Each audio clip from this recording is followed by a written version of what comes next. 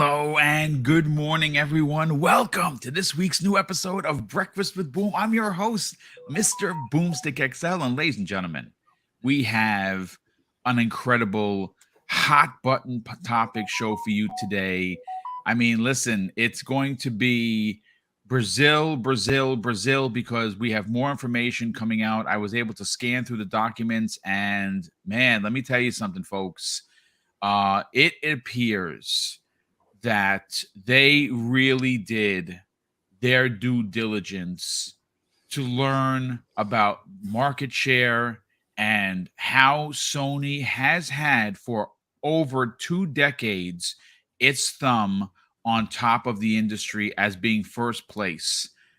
They break down so many incredible points. And again, I know there's going to be some folks in here that says, we've been hearing it from people, which of course we don't name names here because we don't want to, send any mobs towards anyone. People are now accusing Brazil of corruption. I've heard some things where, well, Brazil doesn't matter because they're not that big of a country, which is, oh my God, if you're in that camp, folks, you need to come back down to reality. But listen, we're going to be breaking down a lot of stats. I have a lot of PowerPoint stuff that I pulled. Like I said, in the last couple of days have extensively read this findings from, of course, CADE, which is the Brazilian regulators there to protect not only competition but consumers. And they break down so many amazing points. We're going to get to all of that. Some of the stuff that you might have heard on other shows, because quite frankly, it's the hottest news of the week. But I made sure that I did pull a lot of commentary that has not been discussed, because obviously you're coming here, and obviously I do 5 shows a week, so we don't want to regurgitate a lot of the document, because there is a lot to read. But before we get into that, we got to welcome 100 people already here. I have to start with saying that in the last couple of days, folks, we have seen some crazy growth with the channel. I think we got, like, this week alone, 70 new subscribers, it's bonkers. It's crazy for a channel this small to get that much new subscribers. A lot of new channel members. People have been extremely generous with their super chats. So, of course, before we even start, I want to say a big thank you for those, because those really do help the channel. And one more thing, if you are finding the channel for the first time, folks, please give Double Barrel Gaming a consideration. We have now, and I say we because I do this channel with my wife, who's never on camera and may never be. It's entirely up to her, but she does a lot of the behind the scenes stuff in regards to setting up the contests, the money management, and most of the really finite things that go into making a YouTube channel a small business, which is what we have done. We are officially full-time streamers, Monday through Friday, 5 different shows, 5 different panels, all different opinions. And that's something that we are proud to say that we've done. We've literally made this into a network, and we will continue to deliver weekly content. So if you are someone looking for daily content, check out Double Barrel Gaming. I don't think you're going to be disappointed. But let's get into, of course, the panel that I have here. And speaking of panel, before we even get his name, we got to know what he's had for breakfast. Dreadpool, listen, how you feeling, brother? And what have you had for breakfast on this glorious Friday morning? Okay, well, it depends on what time of day you guys are eating. So even though for me, and we are on the East Coast of the United States, I am eating my dinner. So I have what is a New York strip steak with some mashed potatoes and some fresh green beans with feta cheese on top. Wow. So good. Wow. Yeah, and I basted the steak with butter. I sous vide it to the proper temperature, Nice. Just above rare, but not really rare itself. I like it a little bit more cooked than rare, and seared it with the butter. So good. Very nice. So good. But yeah, I'm doing great. I feel energized from that breakfast, I guess you would say. And yeah, let's do this. This it's going to be a good show today. Yeah, it's going to be a lot of fun because, like I said, I have not had a chance to hear your opinion, Dave's opinion, and Fuzzy and Crispy has had a chance not only to be on my show, but he was, of course, on another show that he's on weekly I'm sure that it was amazing. And he's had a chance to simmer. And when Crispy gets a chance to simmer, things pop up. Crispy, how you feeling, brother? And are you ready for another Jim Ryan flying, crying, dance moves, Jim Ryan kind of a conversation? Because a lot of what he was putting down, it appears that Brazil and potentially many other regions of the world are going to call BS. Oh, I got the shoulder pads on. Boom. I'm ready to tackle this topic here. Corruption, people. What about that? The Brazil doesn't really count as a country. I mean, have you looked at the map? I'm just saying, did you take geography when you were a kid? I don't know. Brazil is a pretty big country. I'm just saying, it's pretty darn big. So you might want to go and look at a map. Maybe it's been a while and actually look, and also look at the population, because it's pretty high if you didn't know that. But yeah, it's gonna be great, because I got something for any of these plastic box warriors ready to go, baby. Let's do it. Yeah, and actually, I think the most important thing that we're going to bring to the conversation, folks, are actually facts. Opinions are great, and we're going to have a lot of them here today. But I think that when we break down, when it's said aloud of how big PlayStation actually is, as opposed to the rest of the gaming world, it is going to be very easy to suggest that this move by Microsoft is what, in its most simple form, competing. They are attempting to dethrone the champ. That is competition. Now, it depends. There's going to be a whole host of opinions on whether they're cheating, because I've heard that also. Well, Microsoft is cheating because they're so rich. I mean, what can I say? Sony's not Sony isn't poor. They're $1 billion company, hundreds of billions of dollars, right? So, I mean, they're not $1 trillion company, sure, but they have. And again, I'm not going to give the stats out, because it's really going to be a finite point to how long Sony has been in first place. But Web Dave, what's going on, brother? Good morning. How you feeling? And have you had a chance to, tiptoe around social media to see some of the fanboys going off their kill? I mean, on Wednesday, there were 8-hour spaces where people were screaming into the ether about how this deal has to be held up and who is Brazil. Dude, it's been awesome and been very salty. I love it. I tell you one thing I have to compliment you on was your amazing show. Oh, thank you, brother. On that was Wednesday night, man. I mean, you had ridiculous. 3 special guests as well as the regular panel. But I mean, you had Hargeet Chani, then you had Randall Thor, you had King David, you had, Kay Asante, Wandering Dutch, everybody else. The regular panel was there as well too. But oh my God, it was just one thank you, sir. hell of a show. And my God, almost 900 plus showed up. It was awesome. It was Dealer, Colt, and Randall Thor type of numbers, which to be listen, I'll just say this. First of all, thank you for the compliment, but to have that many, and if you didn't know, folks, the final tally for Wednesday's record-breaking show was 938 live people in the chat. They were all getting into it. It wasn't bots. I had that confirmed. That were actually real people that were there. And when you consider that some of the Xbox greats, and I just said their names: Dealer, Colt Eastwood, and of course Randall Thor, who's a part of that show. When you can be put into that group of incredible content creators, it's humbling. It is awe-inspiring, and I just hope that the channel did in fact turn a corner where the same folks that came for Wednesday's primetime come back each and every day, or at least some of the other shows to get the hottest opinions. But Dave, thank you so much for that, for the compliment. You're welcome, sir. How you feeling though? What's going on with you? I'm feeling good, man. I'm feeling really good. You know what? And you throw it back to me, so I'm gonna call it something else. We got this such amazing show and panel today. I mean, it's a great group of guys that are here. I love these guys.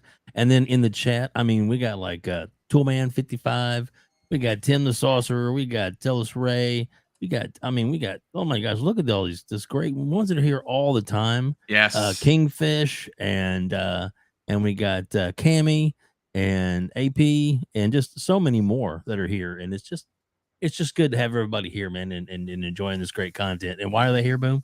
Because we all appreciate you. So there you Oh, go. well, that's very kind of you to say, but I appreciate them, and I certainly appreciate everybody on this panel, because without people to listen to the show and without people to actually talk about the stuff, there is no show, there is no panel. So I'm very, very grateful for that. And of course, thank you for the behind the scenes work that you're doing. We'll talk about that a little bit later. But Fuzzy Belvedere, I know that you have been on a lot of shows. You have had said a lot of things, but there's always more to talk about Yeah. when Jim Ryan is out there flying to different countries to try and lay his his guilt trip on everyone about how Sony is somehow going to be dead in the water without Call of Duty, when specifically in the documents the Brazilian government mentions Nintendo not having not only Call of Duty but any real Activision Blizzard games, and they are still considered market leader material. Pretty hard for Sony, specifically Jim Ryan, to cry otherwise. Oh, it's definitely been an interesting time seeing all these reports come out and stuff. But man, so glad to be here with you guys and everybody in the chat. So man, let's get into it, because it's going to be a good one today.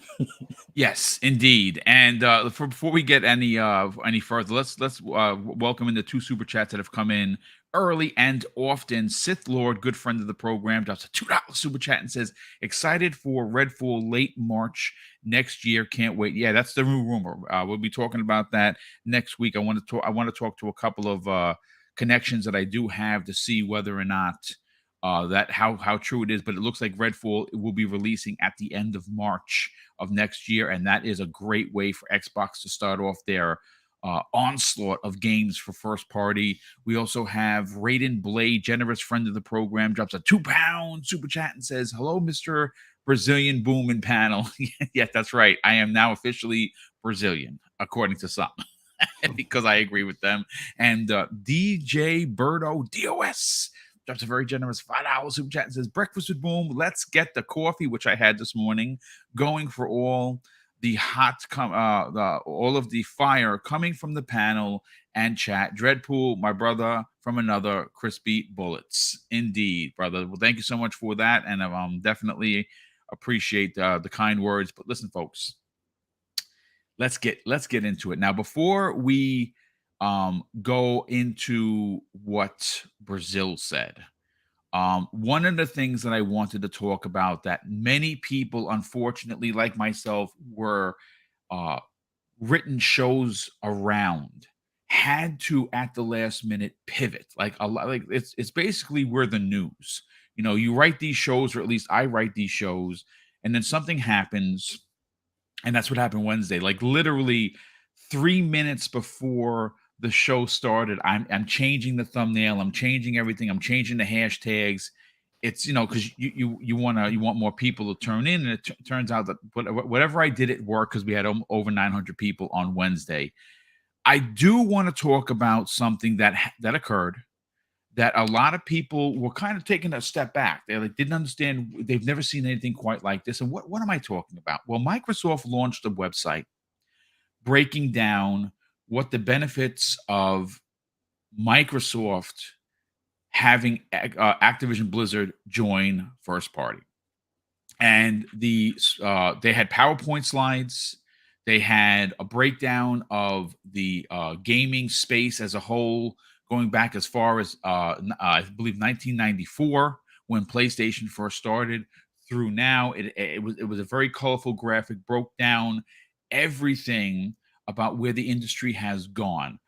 But there was a specific slide that I have in front of me that I don't have. I mean, I could have just put it on the screen, but I'll have everything in the show notes if you want to see it for yourself. And this has been out for a couple of days. This was posted by Xbox Wire. It is a website explaining everything about this deal. It has interviews in there with Satya Nadella. It has interviews in there with Phil Spencer, specifically talking about the deal, some of the things that happened, some of the very public things that happened with with Jim Ryan, which is, again, very unprofessional. And I got to be honest with you, if this thing passes, we talked about this on Wednesday, Crispy, I don't know if I'm as friendly to Jim Ryan and Sony anymore after they tried to put the kibosh on this deal. I mean, this is an important deal for Microsoft as a company, and Jim Ryan basically threw a temper tantrum publicly, and not only embarrassed SIE but embarrassed himself. And I think the bridges that he burnt on the way to this temper tantrum, I don't know if they could be fixed.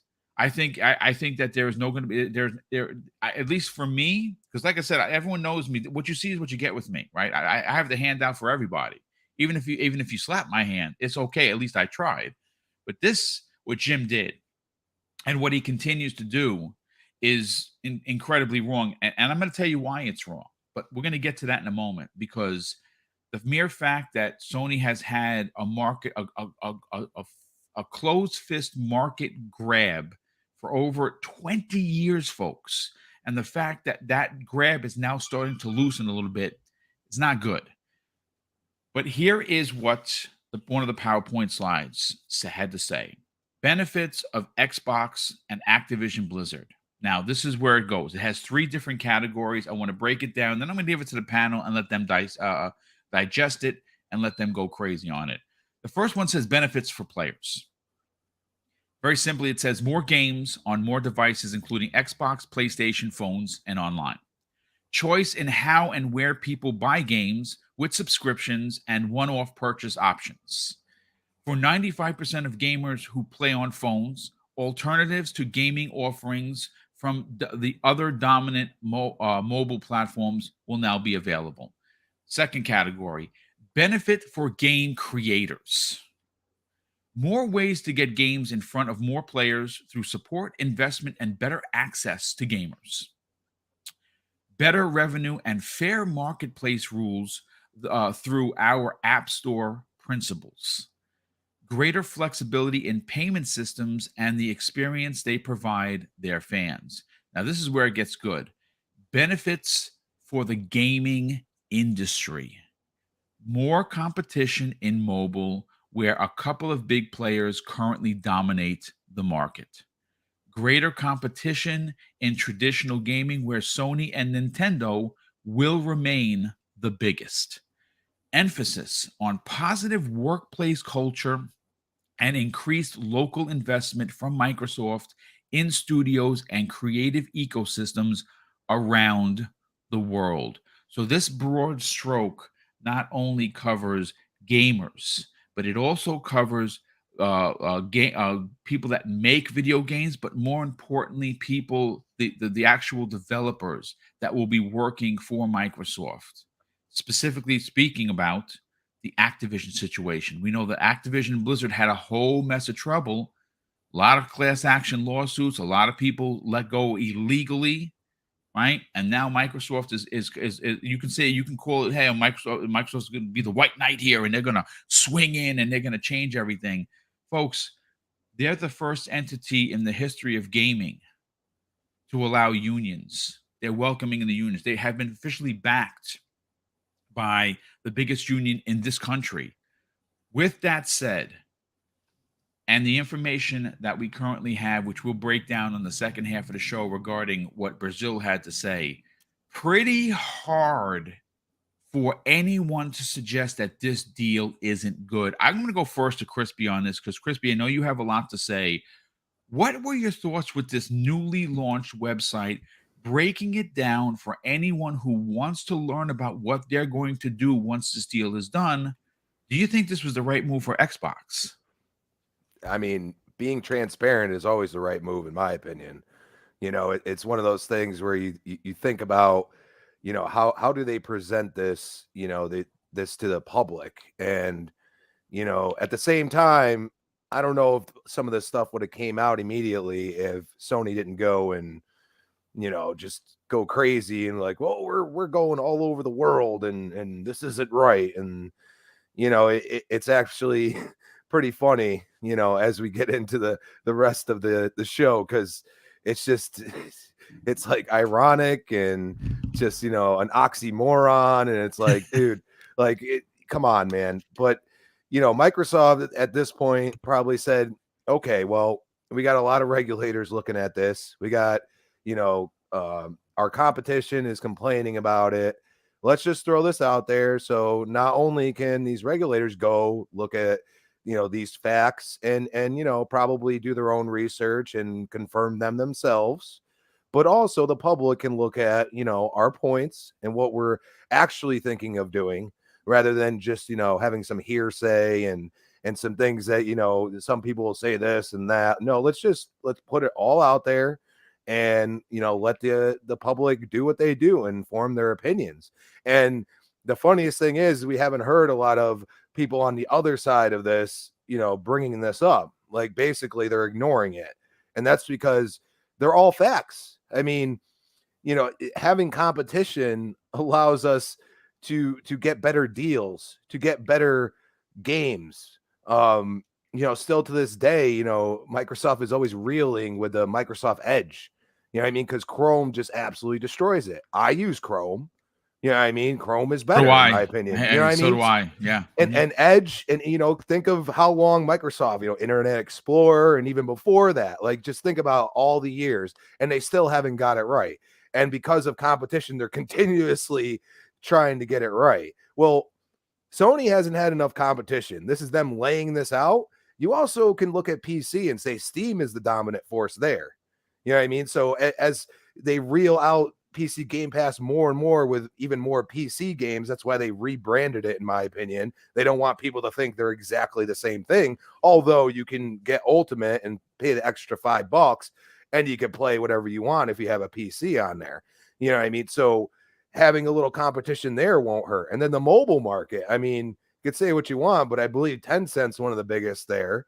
So I don't know. I see them, you know, they have a foothold in different aspects of gaming, but they're not the leader in any of them. And this is where we go and say they have just put that out there.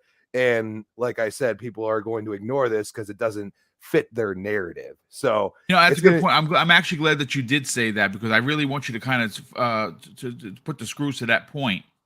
What we're seeing in a lot of circles is they're leaving out evidence. They're leaving out the actual talking points that shut down their narrative as if it doesn't exist, as if, Crispy, this information is not available to them. And that's and I hate to say this is very similar to the tactics that Jim Ryan is using. The fact that he is out here using the fans as ammunition to further his point, which is straight up lying, is bonkers to me. You know, you gotta look at it and say, you know, they have to be very transparent. But if they're transparent, you know, Microsoft, they also have to be truthful, because if they're not, if something's not truthful, then, you know, your investors, everybody else, you know, when they think that, you know, hey, this makes sense, this is going to go through, they invest more or whatnot, and you have to hold yourself to a higher standard. That's why, like, anybody that has looked at this and said, oh, this is just Microsoft saying these things, it's like, nah, bro, like, this stuff is in the legal aspects as well. Like, they're really not allowed to do certain things, you know, because they have responsibilities, you know, and that's where you're like, they did this and they thought about this and they said, it just makes sense because this deal's so big, it has so many eyes on it. We need to have people be able to have the access to look at it themselves and form their own opinion. And it's a smart way of doing it, because they also know that they're not hurting anybody. Now, if you want to be hypothetical and say 25 years down the road, you know, that's way too long, people. Hard to look that far into the future. Hell, the world may not even be here in 25 years, for crying out loud, the way we keep going the way we're going.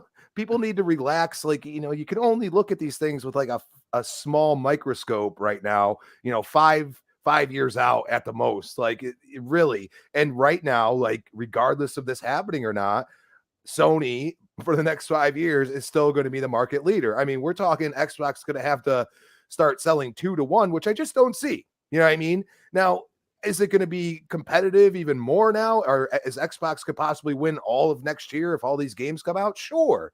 But that still wouldn't put them in, as far as lifetime sales, because we're still including the previous generation.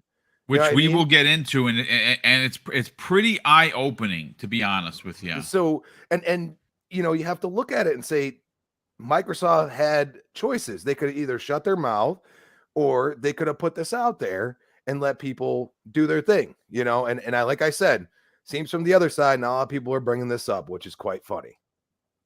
Yeah, no, it is quite funny. And again, it does what this does and what has been said, as opposed to the information. See, that's the thing, man. How many times have we heard, Dreadpool, that information is power, right? Like we as informed people, we got to forget video games, just people.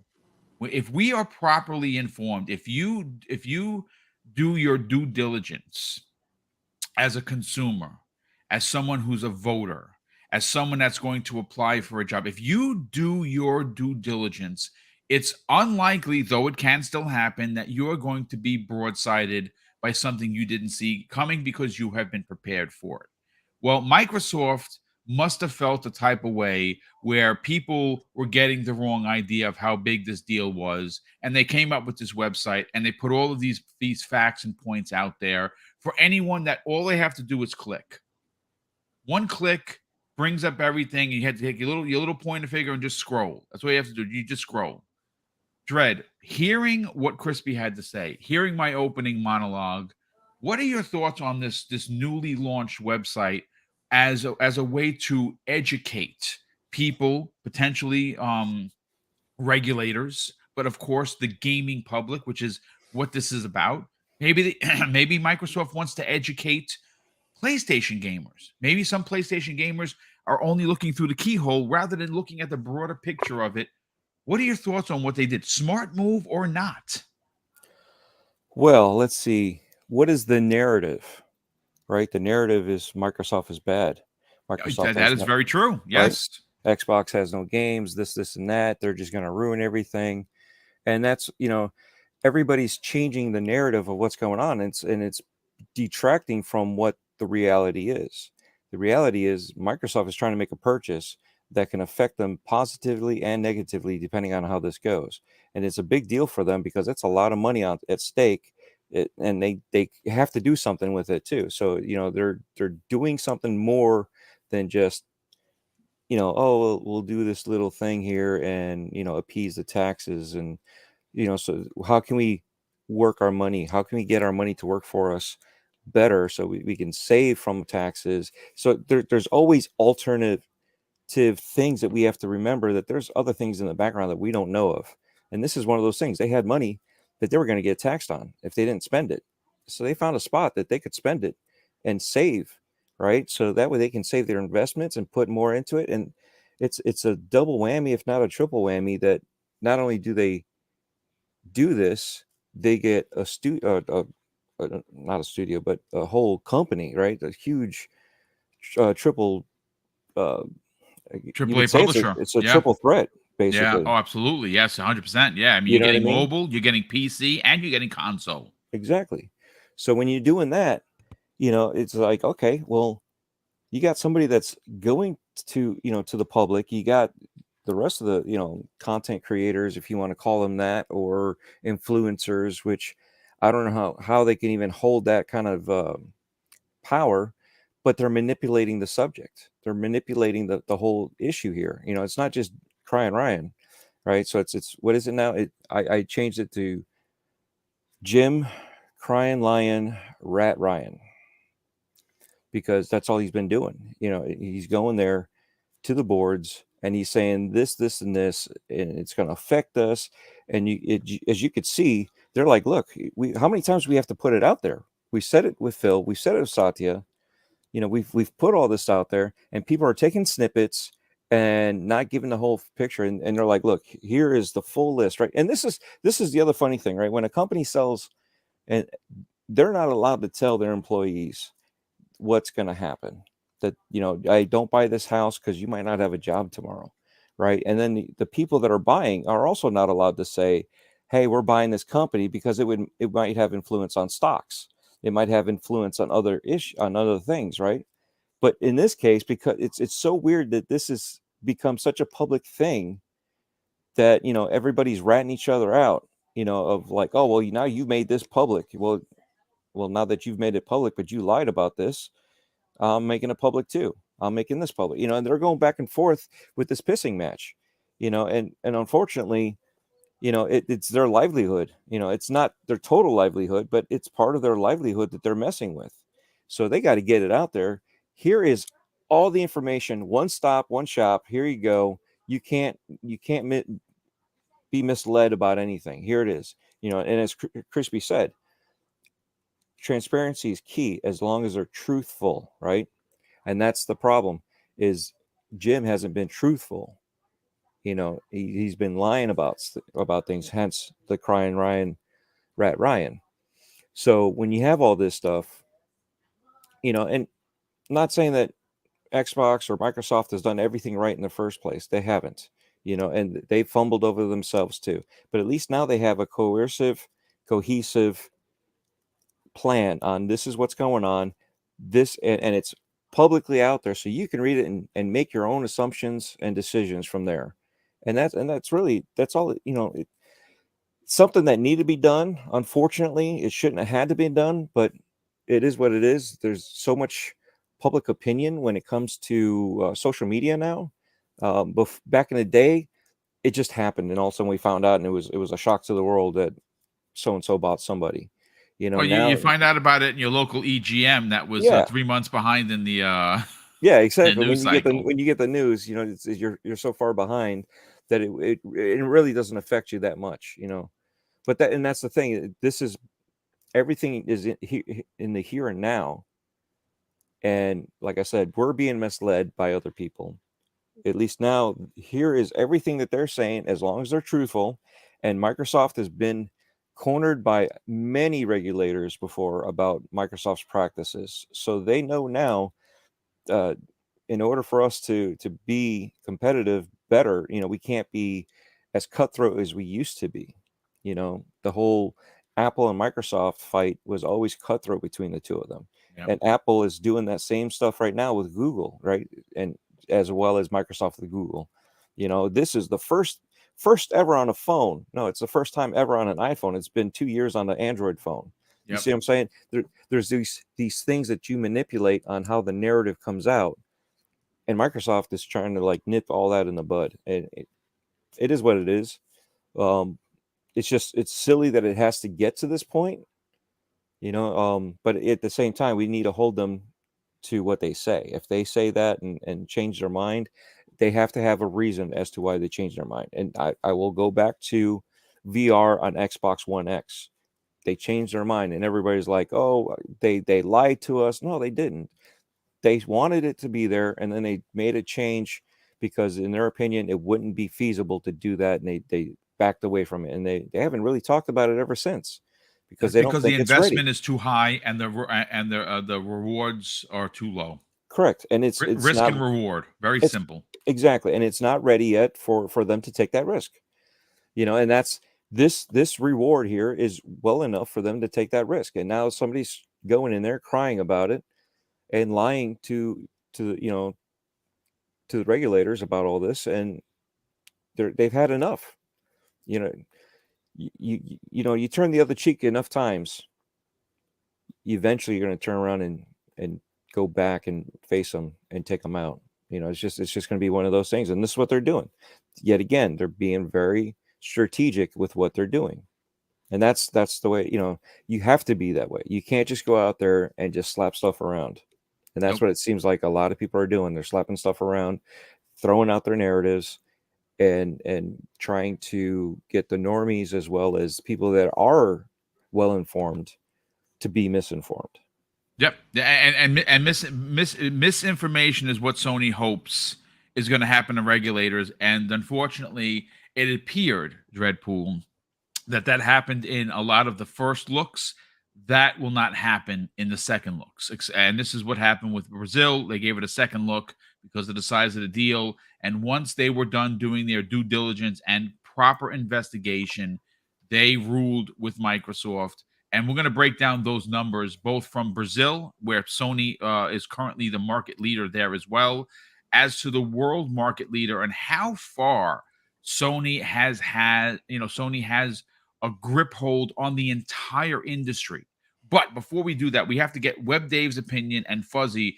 Web Dave, let's get your opinion on this. The website, which is very, very well written. I mean, listen, you could say, well, boom, it's Microsoft. Of course, it's going to be well done. It's corporations making money. Yeah, I get all of that. I'm not a boob. But at the end of the day, it could have been a lot of legal jargon. It could have been a lot of big words that people maybe misunderstood. It was done in a way that was very digestible for anyone that was reading it. What are your thoughts on their proposed three-prong attack for the entire industry, not just Xbox gamers? They talked about making it easier and more financially viable for people to put games onto their ecosystem, but also, more importantly, the human element that people seem to forget about in these conversations, Dave. The human element, the actual people that make these games are going to be now working in an environment where it's safe and and there are unions and their rights are protected and they have a voice. This is something that didn't happen prior to the Activision acquisition that's going to happen potentially in the first quarter of next year. And now workplace safety is going to go up 100%. I think it's great. I mean, and it was really good the way they put it out there. Is a very interesting breakdown of Hogue Law. Is his last video he put up. His last video was an hour and 11 minutes. I've only Yeah. gotten a few the first quarter of it. I have to listen to it. Yeah, good. Yeah. And I think that that it's clear, what they're trying to do. It's clear that they're trying to spell it all out. And I like how if you go back through through some of the postings and listings, because there's like 4 or 5 different categories you can click on. But they're like when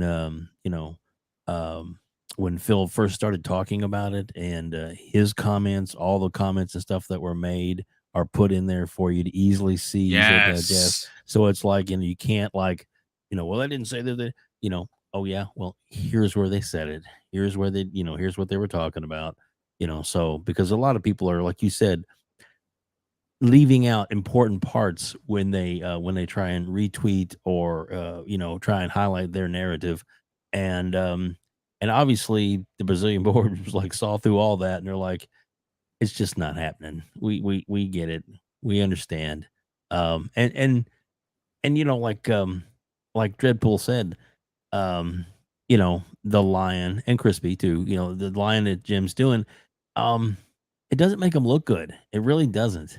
And it's even from his point of view, you got to see that he's not really being truthful. He is trying to create a narrative so that the fanboys will back him, and so that they'll try and and just to make it like, this is all what was it we were talking earlier in the pre-show?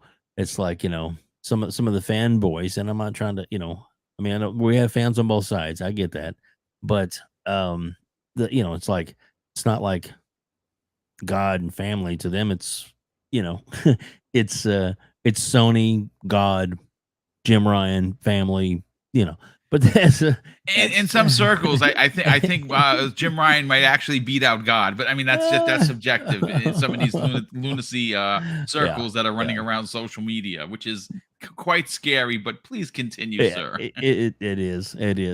And it's like, wow. It's like, do you even hear what you're saying? Some of those people you just want to like, and I don't usually comment on stuff like that. I usually click off of it just because it's like, once I realize how incredibly ignorant they are, or how incredibly divisive they're trying to be just to get clicks, it's like, it's not even worth listening to half the time. But how about this? How about this one, Dave?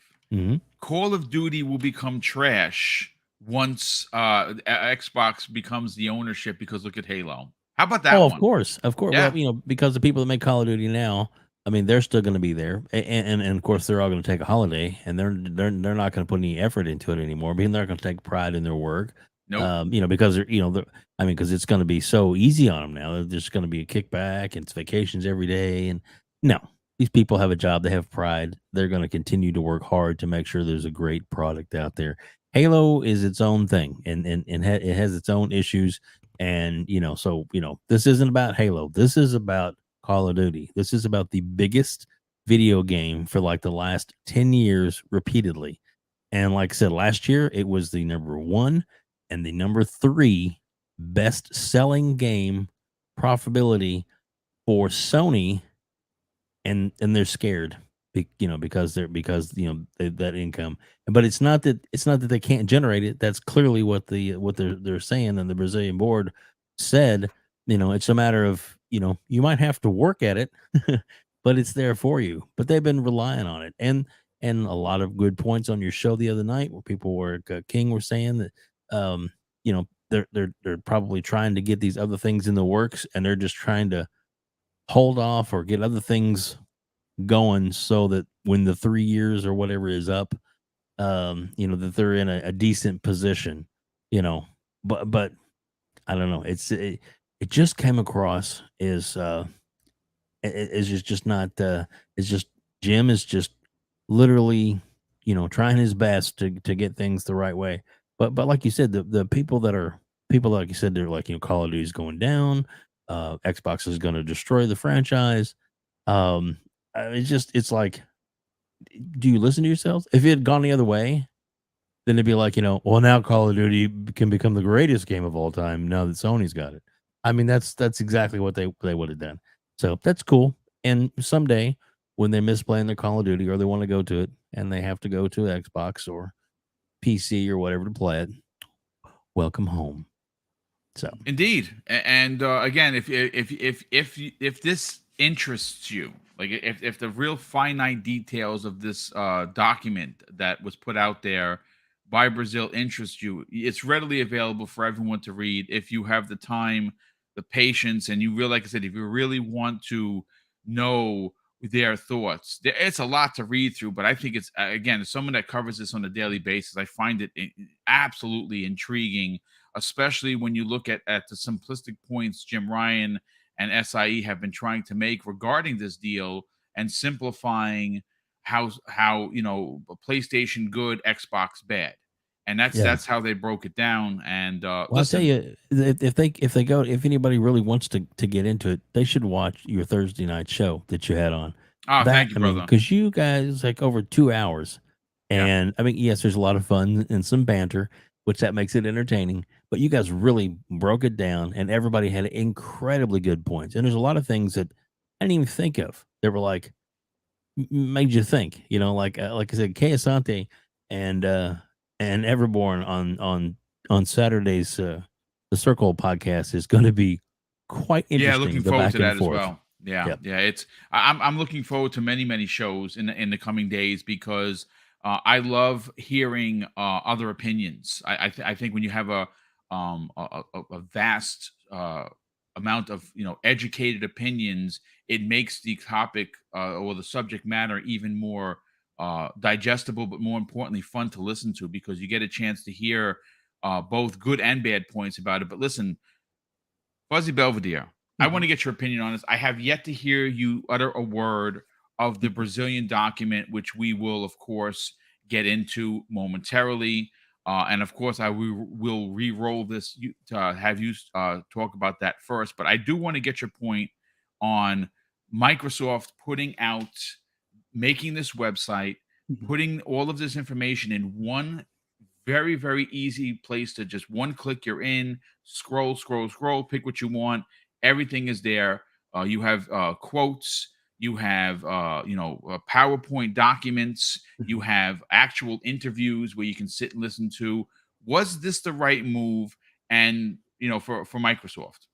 Oh, most certainly. I mean, the biggest thing is they want to dispel any of the FUD or the misinformation that's out there, and whether it's directed at the regulators or just gamers in general. This is to give them or give everyone insight into what Microsoft's plans are. And with them putting it on a website, it's in writing. So as a PlayStation fan out there, you should be glad that they're willing to put it in writing, because then you can use that to hold them accountable if they should change their mind.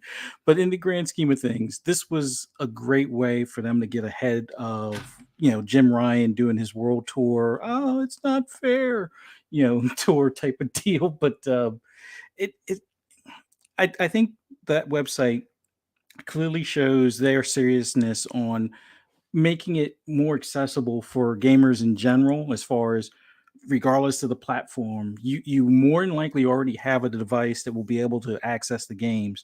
It's not the old system where you have to go ahead and spend hundreds of dollars on this specific box to play these games. They want to make it so you probably already have a box that can do so.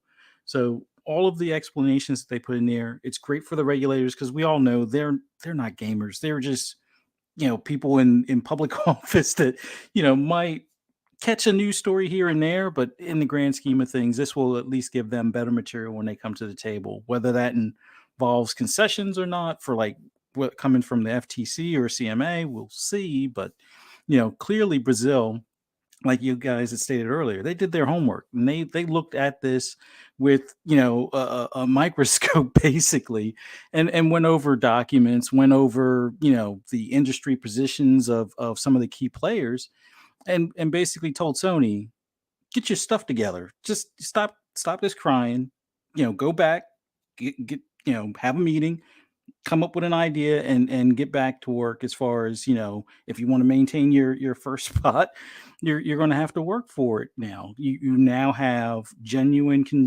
competition coming at you, and it's one of those things where we can't sit back and allow you to try and block this in the sense of in the name of competition or in fairness, when you're one of the key players that have been doing some underhanded things as far as contract wording, where it keeps particular games off of other devices or platforms. Like, in all honesty, I think one of the key things, and this was like I think even brought up on your Thursday show, you know the whole exclusive or blocking from Game Pass probably did more harm to Stadia than it did to Game Pass in general. Actually, you know what? Let me just stop you there, because you bring up a great point, and I want to read Raiden Blades. He drops 2 5-pound super chats to that exact point. I'd like you to run away with that. He says this. He said the first one was let's see. Okay, the first one says, I just want to repeat Hargeet's words. Stadia has killed off was killed off more by Sony than Xbox. Sony contracts that no games can be going into their service at the time of the market. He also says, another 5-pound super chat says, Sony blocked Stadia more than Xbox ever did. This is why I believe that it's the only that's okay. Why I believe that it's only Mr. Harrison that's speaking and not Google. Maybe he's looking to get rehired.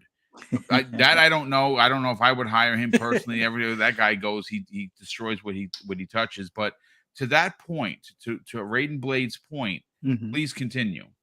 Yeah, it just goes to show a lot of the stuff that Sony's been doing behind the scenes is now coming to light. And if these regulators can continue to dig in these second looks, they're going to see exactly what this industry has been, doing over these years. And something, even though the dollar amount is large, it's far from being, a competition ender type of deal.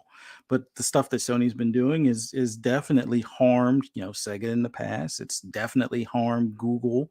It's definitely harmed Xbox in its journey trying to get to where it is today. So, and it's not to say that some of these entities like Sega or Google didn't harm themselves in certain ways, but Sony isn't playing anybody or doing anybody any favors either by making it so they, use their market position to kind of dominate. But kudos to Microsoft for putting the documents or the website together to, I can't remember who said it before, but it's like for competition 101 for dummies kind of thing for the regulators to some Yes. extent. So that way they at least have cliff notes for the meetings. But it's a great step. One, showing their seriousness, and two, to kind of clear the room of misinformation.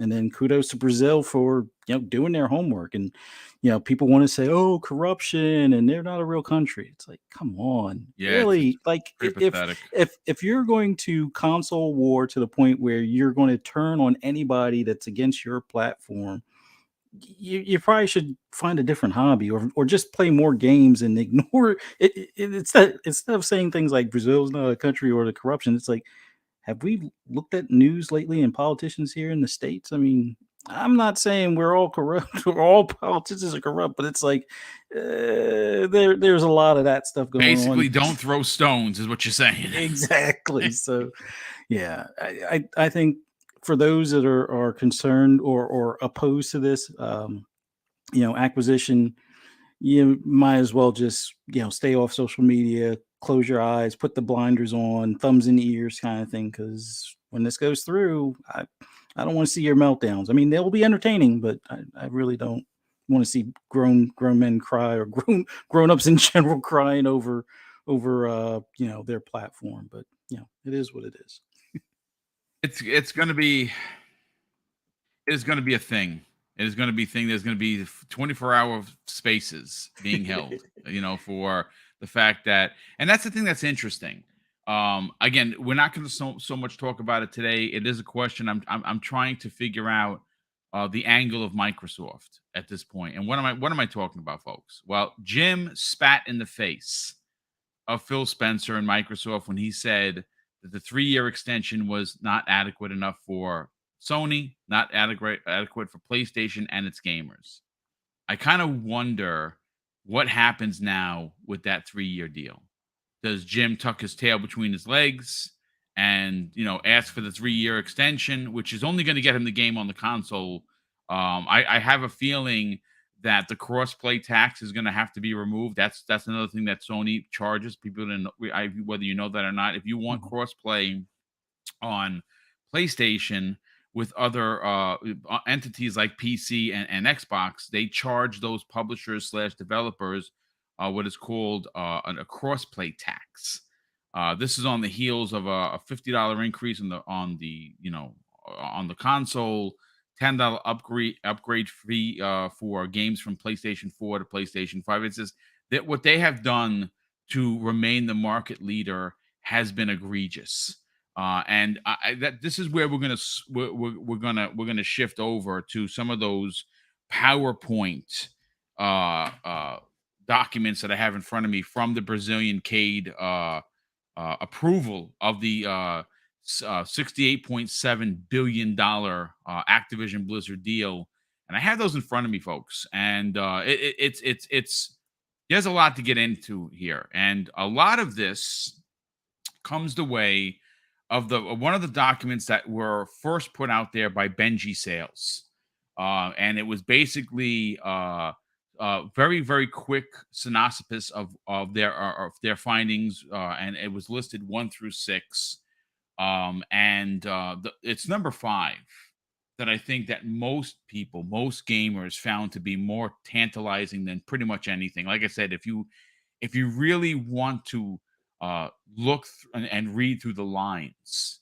of this, take the time to read this document, folks, because there's something to be said about the way that this is broken down. This isn't just they did their homework in the back of the car on the way to school. Like, this is so well done and it's so well investigated that I find it very hard to believe that the FTC or the EU or the CMA are going to have anything different to say. And I have a strong,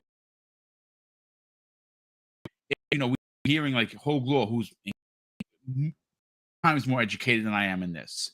He thinks there's going to be some sort of concessions.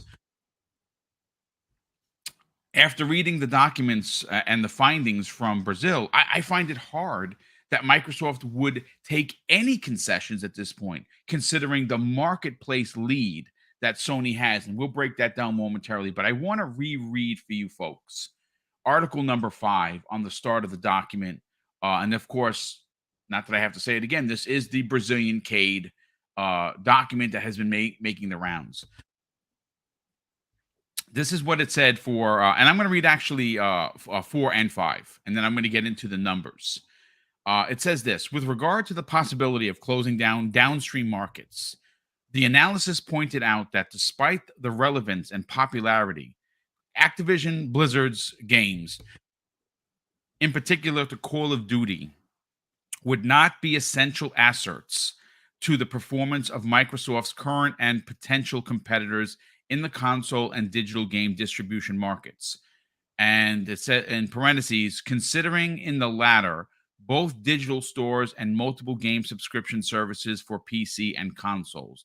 Thus, even if the Activision Blizzard game catalog were to become exclusive to Microsoft's ecosystem after the transaction, SG and CADE considered that such exclusivity would not result in a substantial reduction in the level of competition in the downstream markets, even if it could translate into a competitive advantage for Microsoft. Furthermore, it is important to highlight that the central objective of CADE's activities is the protection of competition as a means of promoting a well-being of Brazilian consumers and not the defense of a particular interest or specific competitors. That is the backhand slap that the Dreadpool was talking about. After all, one cannot lose sight of the fact that the holder of the legal assets protected by law number 12,529/2011 is the collectivity and not the competitor economic agent as an individual entity, talking about Sony. This, in this sense, although it is recognized as part of the users of PlayStation's consoles from Sony, could decide to migrate to Xbox in the event that Activision Blizzard games, and especially Call of Duty, become exclusive to the Microsoft ecosystem. SG/CADE does not believe that such a possibility represents itself as a risk to competition in the whole of the console market. Now, why are those two particular points important to what we're about to talk about? Very simply, is 2 PowerPoint slides that were used specifically in this document. One of which I'm pulling up on the screen for me to see. And like I said, I will have all of these in the show notes if you would like to check them out. It says simply this, folks. Now, this is the broad stroke picture of it all. When you talk about the industry going all the way back to 1994. And this is, like I said, this PowerPoint slide document was in their findings. And it starts off with 1994, when PlayStation first launched. They sold 102.5 million consoles. Secondly, when the PlayStation 2 versus Xbox era came out, PlayStation sold 157.7 million consoles versus Xbox's 24.6. Now, the third part of the picture goes into the PlayStation 3, Xbox 360 era, where PlayStation, even though it was edged out by 1.8 million consoles, still beat Microsoft once again. Sony sold 87.4 million consoles, and the Xbox 360 sold 85.8 million consoles. Then they moved to the generation that we just packed up 2 years ago in the PlayStation 4, Xbox One generation. Sony sold in that generation 113.5 million consoles, as opposed to Xbox selling 48.5 million consoles. So now you say to yourself, here's the numbers, folks. Here it is for everyone to see. Who's the market leader? Who has been the market leader since 1994? That would be Sony. And they said it in the Brazilian findings that they have held the market leadership for 2 decades, which is over 20 years. Now, if you look at this current generation, the last numbers I was able to find is that Sony had sold over 22 million PlayStation 5s worldwide, and Microsoft has sold over 16 million. Still, it's a closer, it's closer than it has been in many, many years, but Sony still holds the advantage. But if you think that those numbers are enough for you, if you think that I haven't done my due diligence for this particular podcast, you're wrong. And here's why. I pulled up this from Stat Counter, and they're known as the global. This is the global stats for the gaming marketplace on PlayStation versus Xbox. Okay, this was also used in there, and this is dated as being the information for September 2021 through September 2022. It is listed as the console operating systems market share worldwide numbers. And check this out, folks. If you think that Sony doesn't have a leg to stand on with regulators, here is the nail in the coffin, or stake into the vampire's heart, if you will, because it's October. PlayStation currently holds worldwide 86.84% of the market when it comes to console gaming. Do you know what Microsoft currently holds? 13.12% of the worldwide market. So who is trying to compete here, or who is trying to hold their number one position? The numbers don't lie, folks. I have read them for you. These were a part of the Brazilian findings. These numbers are probably going to be a part of the FTC's findings and the CMA's findings and the EU Commission's findings, because these numbers don't lie. We can all have opinions, but you can't change the fact that Sony has been and continues to be the market leader. That's why this deal is going to go through. I'm going to go right back to Fuzzy on this. Fuzzy, when I have, listen, I'm not a regulator. I don't have a law degree, but when I presented this evidence to you and to the over 400 people that are here, hard to argue. Yeah, I mean, all these years, Sony has been pretty much the dominant source of gaming, with the exception of like the early parts of the PS3, because they kind of stumbled over their own 2 feet, but they still pulled it out in the end. It was one of those things where, the 360 came out a little bit earlier, so they had a nice, head start. But eventually PS3 caught up towards the end of the generation when they started focusing on like their, third person, over the shoulder, story driven narrative games like The Last of Us and such towards the end of the PS3 generation. So Sony has figured out, even when they started losing, on how to make a comeback, and the PS3 generation is evident of it.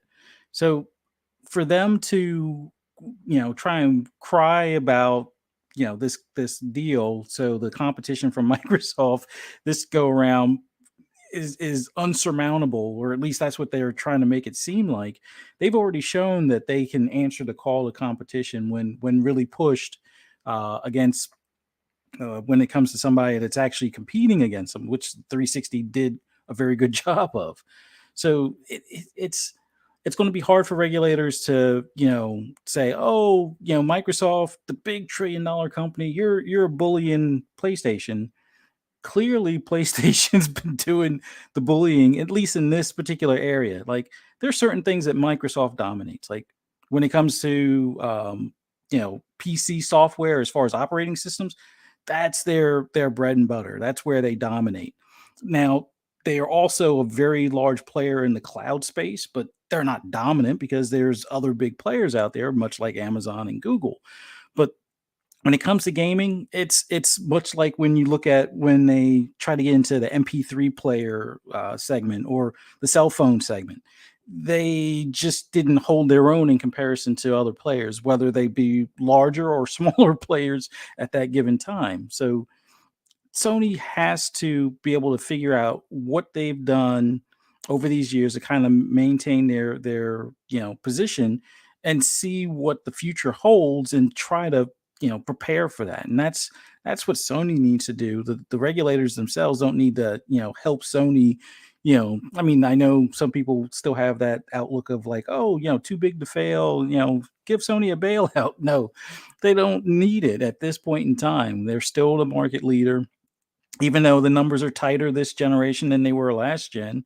But it's one of those things. The regulators are going to look at the overall numbers and be like, well, wait a minute, you're telling us you can't compete, but all you've been doing is competing and basically crushing it, for the past 20 plus years. So it's going to be a hard sell for Jim Ryan's, stories once all of the, stats and facts are out there on the table when they're discussing, hey, well, is this going to potentially cause any, detriment to the competition down the road as far as for, the whole playing field, not just Sony, but the whole playing field. And there are ways where, yes, Microsoft can, potentially, strong arm the industry, but it's not something that they can do overnight. And meanwhile, while if they were to try to do that, let's say, it's the range of competition that's out there is going to do their best to either survive or to step up and outdo. And the best way to do that is much like with Microsoft with their subscription model. They found a different path or a different avenue to draw gamers in. So there's going to be other methods that Sony can do. Like we've even talked about it on previous episodes here. Where's Crunchyroll in that PlayStation Plus subscription, or at least the option of it to roll it in there, or have it where after you play a certain amount of games. I know they have the PS Stars thing that they just started, but let's see how it is in a year or two when they kind of get rolling on or firing on all cylinders, and see if they don't have something where okay, you get even more points if you buy or rent like well, they took the movie store off of the PlayStation itself, but still doesn't stop them from integrating something where if you were to buy movies through the app or something, that it would count towards stuff and basically help lock people in, much like Apple does with their ecosystem. That's the big thing these days. If Sony can capitalize on those 100 and some odd console users that they have now and lock them into that ecosystem, that they will be golden no matter what Xbox does at that point. But instead, they're up here crying that this purchase is going to break our bank, or it's going to put us out of business. When, in all honesty, it's just smoke and mirrors at this point. But that's all I got. Yeah, no, I would agree. I think a lot of it is smoke and mirrors, especially when you turn around and you put all of these numbers at the head of any conversation you're about to have.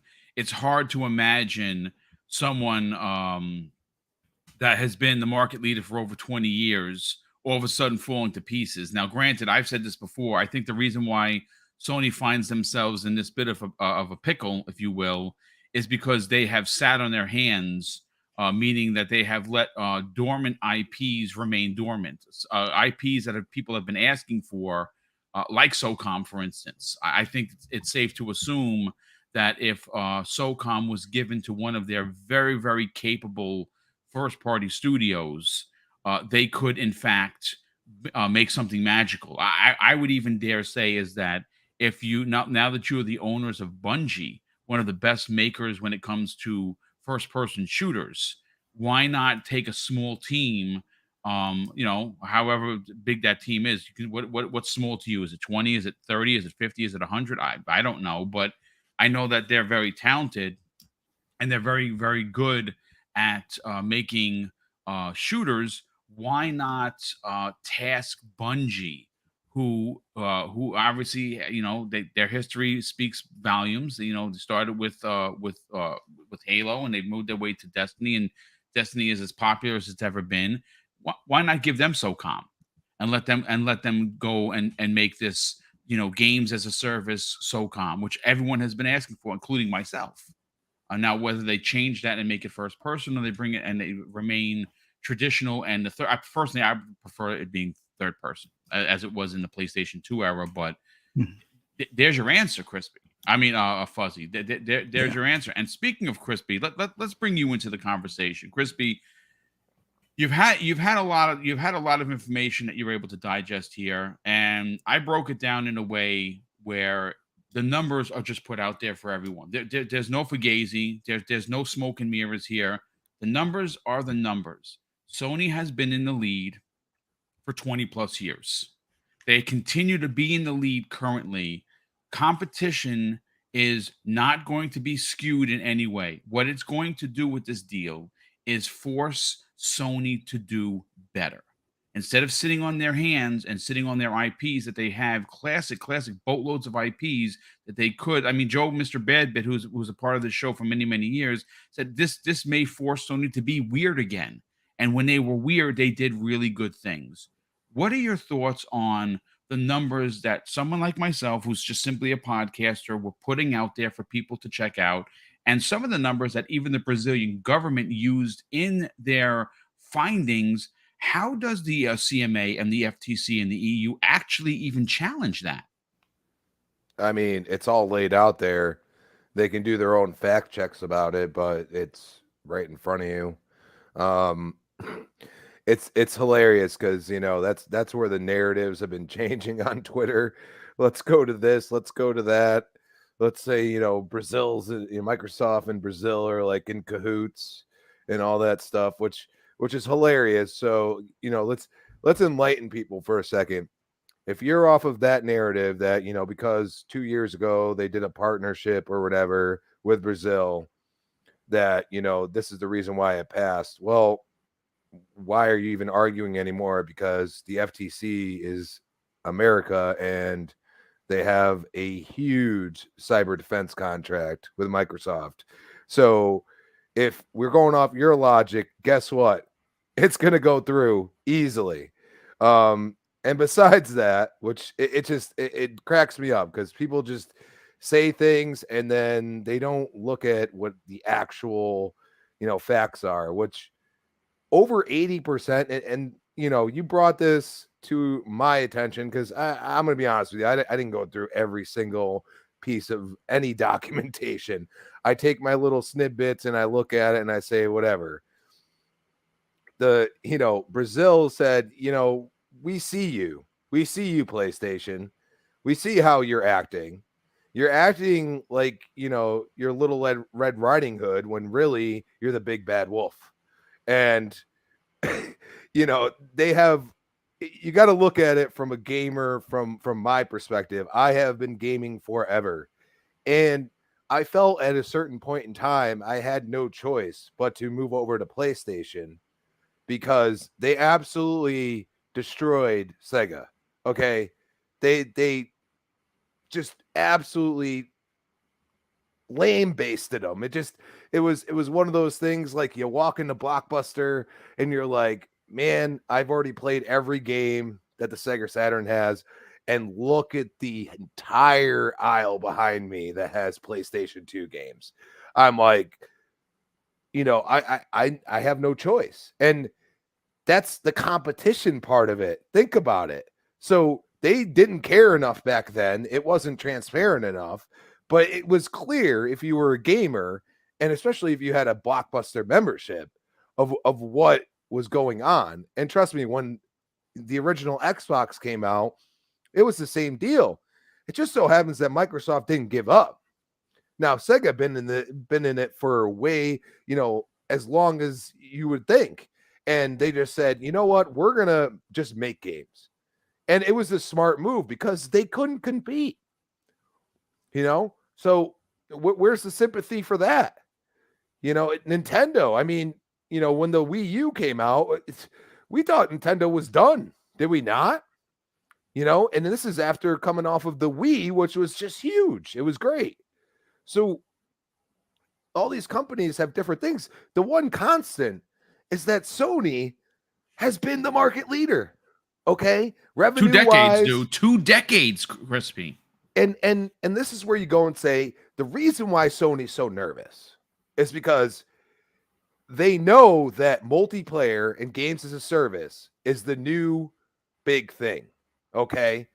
But also they don't want to do what Microsoft does and do those day and date into their service because they have one. Everybody's ignoring this. They have one. They could do it. Okay, your big buy for the $18, which is more than Xbox Ultimate, think about that, is Stray. Now, if this was reversed, what would happen? Think about that. We would be like, oh, this is fodder or whatever. Like that's all you'd hear from that side. So we don't do that because you know what? It is a good game, but that's all you're charging more and you don't give them the games that they really want. And you keep beating around this piece and now it's only a year.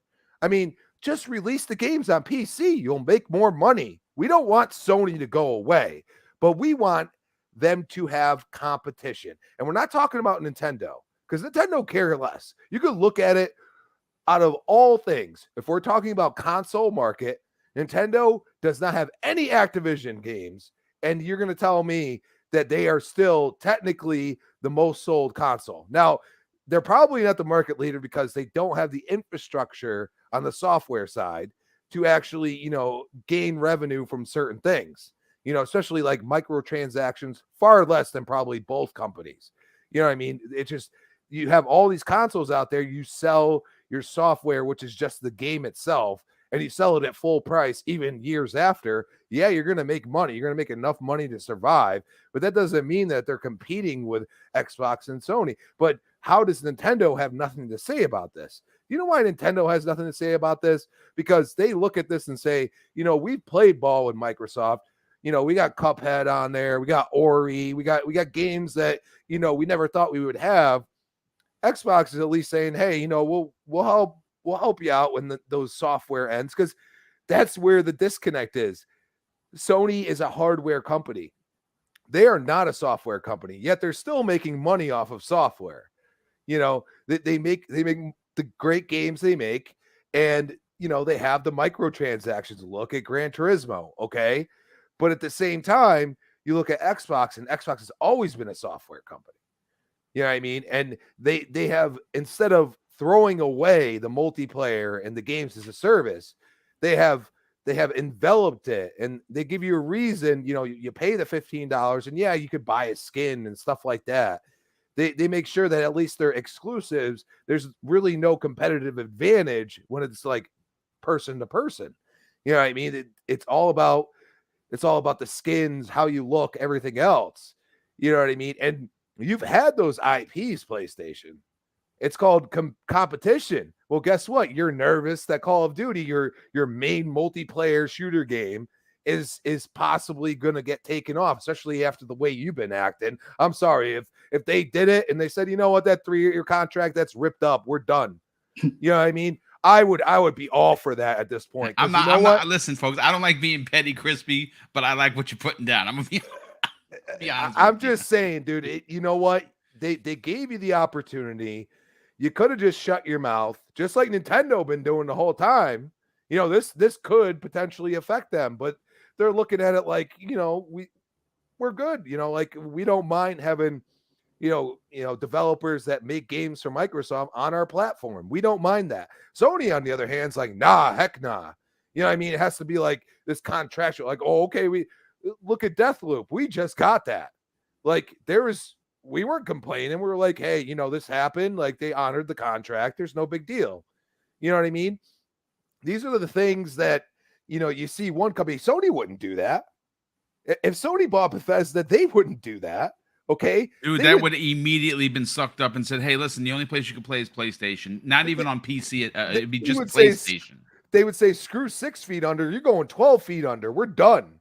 You know what I mean? Like we're gonna own all of this, and you ain't gonna touch none of it. Okay. And you can't sit there. Okay, you could say, oh, maybe it'll come to PC eventually, but that's now. You know what I mean? And they're hiding it behind a year now, and then it'll be 6 months, and then it'll be 3 months. It's like, dude, just get with it. Okay. You can compete if you want to. Now you're going to go and say, okay, Microsoft's $1 trillion company. No. Let's be honest here. We're talking about gaming. All right. We're not talking about the company themselves. Yeah, it's funny you say that, because that's a really great point, Crispy. I want to just lay this out for you here. when you hear the circles talking about both companies, everyone says exactly what you said. Why not Microsoft, $1 trillion company? They never split. Well, this is the Xbox division, and this is the this is the Windows division. With Sony, though, they never say Sony has Spider-Man in the bag because of Sony Pictures, because of the MCU deal, sharing deal, right? They only say it's PlayStation. Oh, PlayStation doesn't have it. They don't ever equate the fact that they never keep the two entities together in regards to it, SIE as a proper. It's just PlayStation, though. It's when it's Microsoft, it's just Microsoft. Very good point.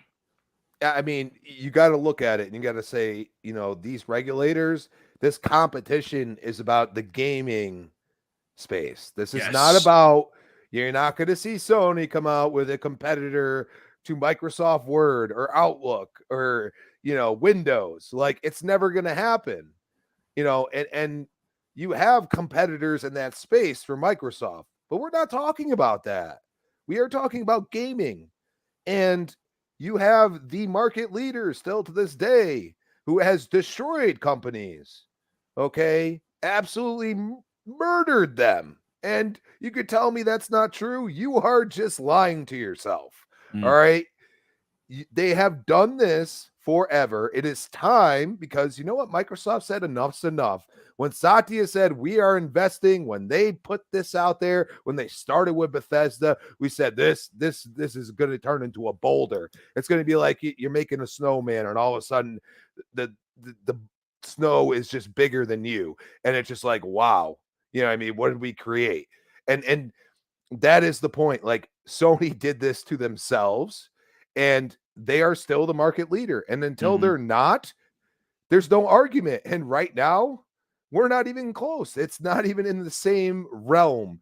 Yep. And, we're talking 4-1 at times, 3-1, 2-1. Stop crying, good old Jim Ryan, and start making some multiplayer games, because it's coming. And people are going to play more and more multiplayer games. And for the love of God, if you come out with a remake, remaster, as I like to call it, remasker, you need to have the multiplayer that was originally in the game, because it's pretty sad when that happens. If I was going to go play Gears Ultimate Edition when it came out and it didn't have the multiplayer, what do you think I'd be saying? You have a conniption. Yeah. It's just, come on, man. Like, we are in different times. They are not moving quick enough. And when they're left behind, it's their own darn fault. Stop defending them. Yeah. I absolutely agree. I absolutely agree. I got to shout out Counter-Strike. Obviously he's here almost all the time. We appreciate you being here, brother. He makes a point, and I want to read it because I think that it's worthy of a quick conversation. He says, you guys are making it sound as if there's only one frontier to compete on, and that's Microsoft's road that they've paid for them through Game Pass. Well, that's not simply true at all. And you are incorrect in saying so. It is not the only path. Here's the problem, though, dude. Sony's old guard mentality is no longer feasible in this era of gaming. That's the problem. See, Sony is so stuck in their old ways and in the past, they can't see the tip of their nose, and that is why they're in trouble. Okay, they're pivoting. You may not want to admit it that they're pivoting, but they have a streaming service. Yes, it is slightly different because it's packed with old games that your boss, Jim Ryan, said that you guys don't play, which is bullshit. We know everyone plays old games. Everyone goes back to their favorite old game once a year, plays through it, and is like, I do this every year because I love this game so much. So that's a fact. Okay. But the fact of the matter is that they do have a streaming service, right? They do have a loyalty program that they just launched, a la Xbox Rewards. They do have a streaming service for 3 tiers, a la Xbox Game Pass. They are making 12 gas games, a la Sea of Thieves and Grounded, just to name a few that Microsoft that are exclusive. So they are following slowly, but they are still following the market, and the market is being changed by Microsoft. and it's being changed. And I think the most important aspect to the conversation of why and how Microsoft is changing it. And I think that this is the human element that other podcasts don't discuss. What Microsoft is currently doing, what Xbox is currently doing, is allowing for every station of finances to be able to play video games. They are allowing people who make six figures and people that make five all game in the same space equally. No one is better. No one gets better perks. If you have Xbox Game Pass and you're paying as low as $5 a month through the family plan that's going to launch this fall, you're going to get the same perks as the dude that doesn't have the family plan that pays $15, and the girl gamer who doesn't care about PC and only plays on console for 10. And that's the point. That's the point. That's the difference. And that's why this deal is going to go through, because instead of making it harder for gamers to enjoy gaming and forcing gamers to buy remakes at $70 like Sony is doing, Microsoft is putting all of these games coming from this $70 billion investment into Xbox Game Pass, again, for as low as $5 a month. Very hard to argue, but great point nonetheless. I want to get Dreadpool in on the conversation. Dreadpool, let's grab your opinion on this, brother. When you hear what Fuzzy and Crispy has to say about this, what are your current what's your thought process on the whole situation? Oops, I was muted. Right. Yeah, well, it it's nerve-wracking just listening to the common sense that they lack, and not Crispy and Fuzzy, but the rest of these people that are talking all this crap that they talk, and they get these lemmings to follow them, and it's just, it shouldn't be that way. We need to have the competition. We've said it how many times that we need competition, and to be able to get the access to these games, no matter what. They've honored everything that we've already established that is PlayStation. The way I look at it, Sony even, and this is, let's go way back from the get-go. Sony even said that they wanted to replace the PC, right? And that's what got Xbox off the ground. That was the key for Xbox, because Bill Gates didn't like hearing that, But did he push Sony out of competition? No, he just tried to compete, and the whole the 3-year deal that they presented them. You know how you said you want to be petty and just take it away? I want to be double petty. I want to still present them with that same 3-year deal contract. And when they back off and say, nope, not good enough, I'm going to say, see, PlayStation, they say that it's not good enough for you. It's not good enough for them. But yet we're giving you the exact same thing. I like the double pettiness, by the way. Right? We're giving them the exact same thing we're giving everybody. The rumor has it that Call of Duty may be going to Nintendo. So you don't think Nintendo's going to accept it too, possibly, if that's the case? You know what I mean? So yeah, double petty. And then when they say no, here you go. This is why you don't have Call of Duty. Not because of us. We extended what we're having, and everybody gets everything across the board. There is no special circumstances. We're not even giving it to our people. We're not giving it to our fans. We're giving it to everybody. But yet your preferred platform doesn't even want anything to do with it, because they can't have it their way. You know what I mean? It's like when you give somebody food and they're saying that they're hungry and they're starving, and they look at it and they flip the plate. It's like, really?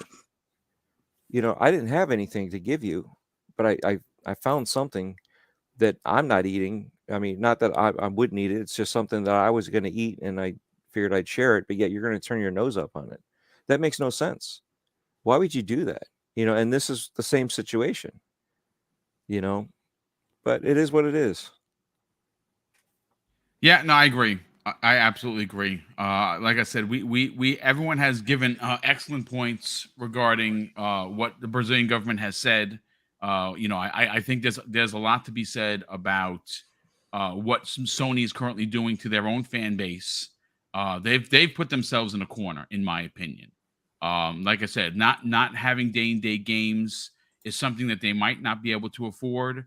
But I beg to differ, to be honest with you. I think that if they offered their big, their bangers, um, that are considered by the Brazilian government as first party, not being as important as third party. And again, that's not my words; that's literally their words.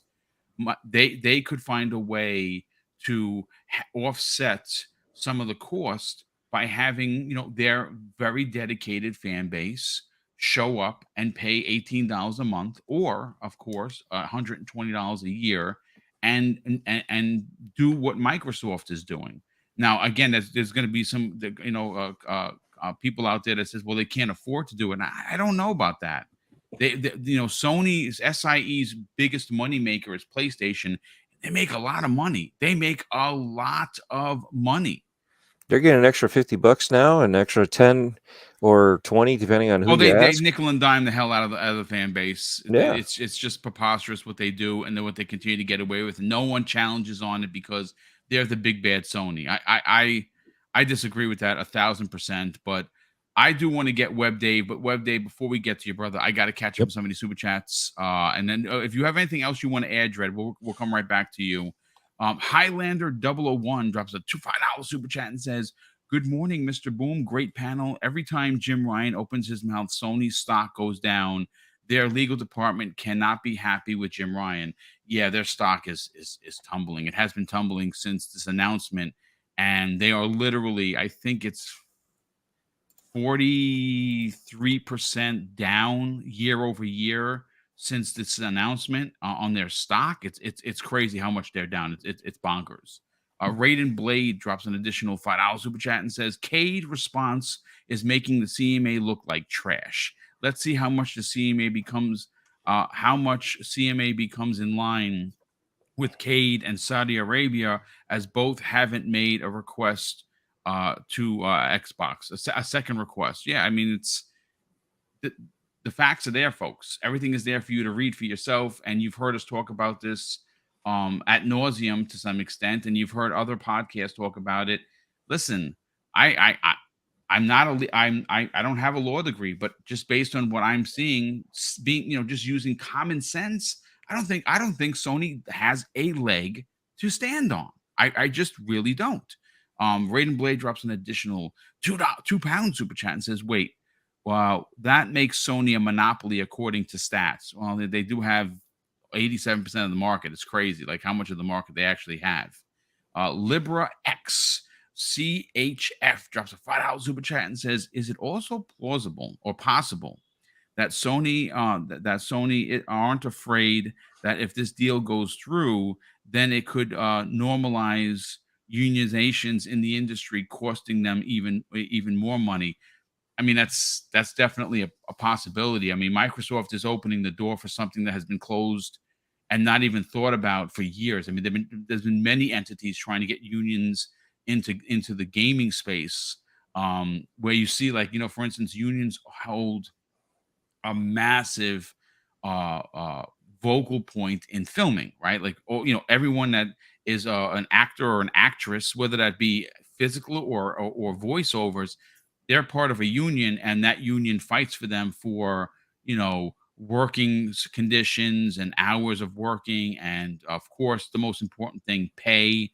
So this is something that Microsoft has agreed to. They're going to be opening Pandora's box. I personally am all for it. I think that the rights of the governing body, meaning the developers, has not been looked upon. Crunch and people crying in corners and hiding under desks and crying in closets. Folks, I'm not making that shit up. That's a reality. We heard that happen at BioWare. I mean, listen, I know you want your next favorite game, but at the cost of what? See, again, this is the human element conversation that other podcasts don't have, which I'm proud to have on here. I think that we need to have more of those conversations. And like I said, you can paint the picture. Oh, this is Microsoft just grandstanding, trying to make this deal go through. They'll agree to anything. See, that I disagree with.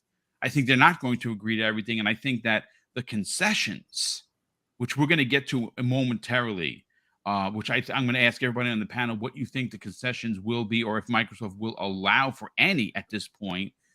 Let's get to Web Dave. Dave, what are your thoughts on everyone's commentary so far? And where do you personally sit with the topic at hand? Well, I think that everybody's made good points, and that the deal is going to go through, and there's really nothing that can be said or done to stop it. And there's been some good points in the chat that, like you called out earlier, Counter-Strike, but the deal's going to be done, and that's all there is to it. There's really nothing that can stop it, no matter what. In the end, this deal is going to go through because there's nothing wrong with the deal, and this isn't the only deal. When this deal's done, there's going to be more. I agree. I think there is going to be more. But you know what, Dave? Before I let you go, Yep, I want to circle this back on to the topic number 3, and that is concessions. The decrees that we've heard Law talk about, right? He's talked about consent decrees. These what are consent decrees? They are basically a promise or a signed contract that you or said company will not do said thing, or you will do said thing, meaning that one of the consent decrees is that they offer 3 years an extension. Law thinks that at some point maybe they offer a 4th or 5th. They say, listen, you got the remainder. We're honoring the contract, ends 2024.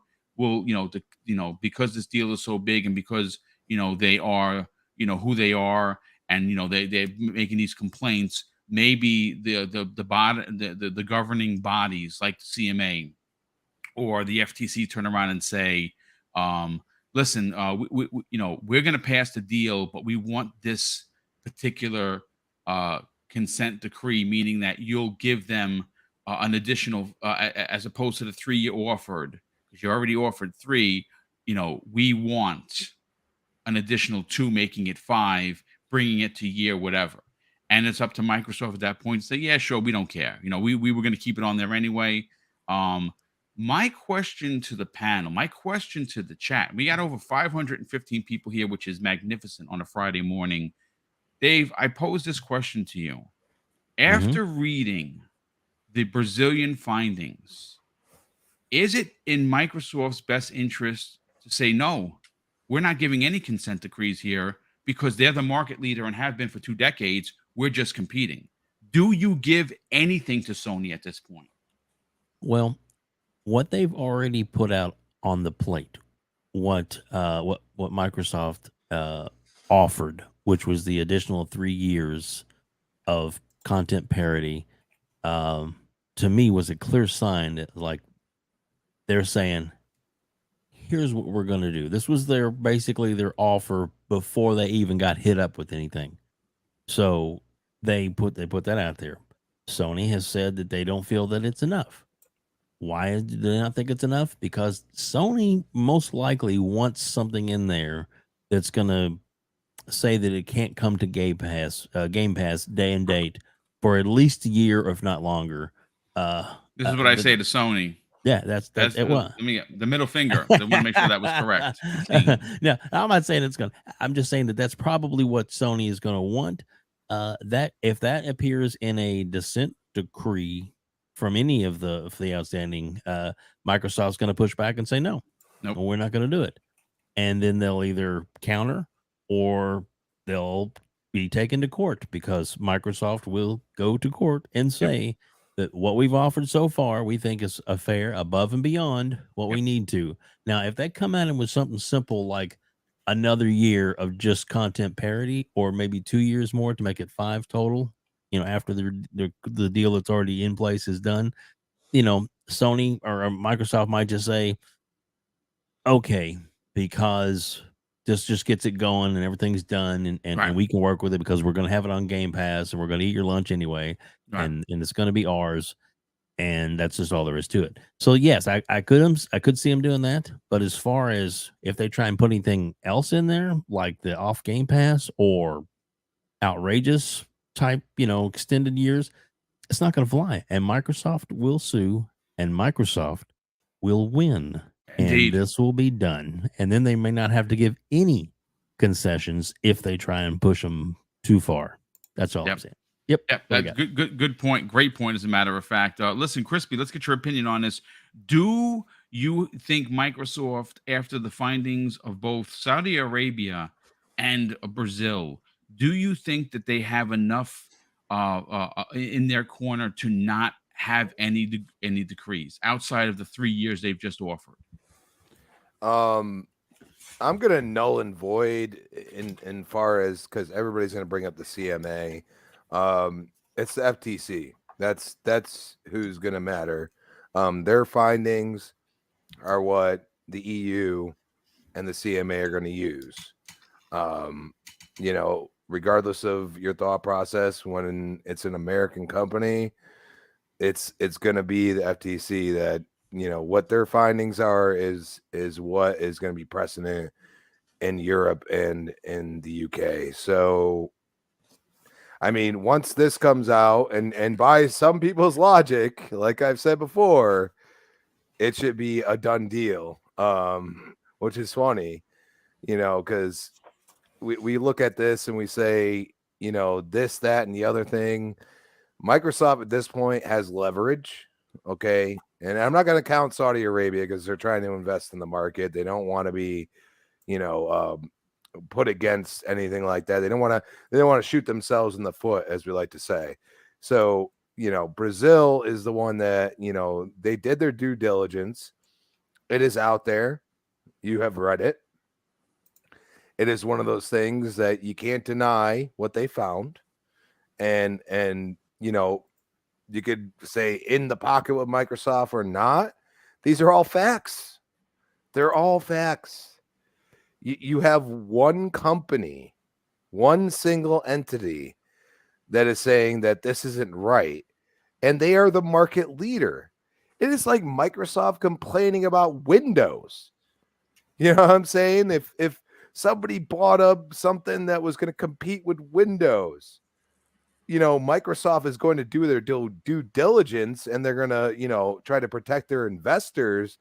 But at the end of it, the lies that have been said by Sony, like what makes you not be able to make a multiplayer first-person shooter?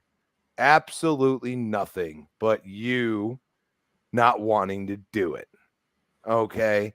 What makes you not release your games day and day into your subscription service? You don't want to do it. So now let's put this on the regulators. It makes zero sense. Okay. We all remember Sony was a very good multiplayer game. PS2 was very good in multiplayer. A lot of people bring up SOCOM and Killzone. How about MAG? Anybody remember MAG? I do remember. I played MAG, as a matter of fact. Okay. Yep. MAG was basically before Battlefield, people, and Battlefield basically copied what they did.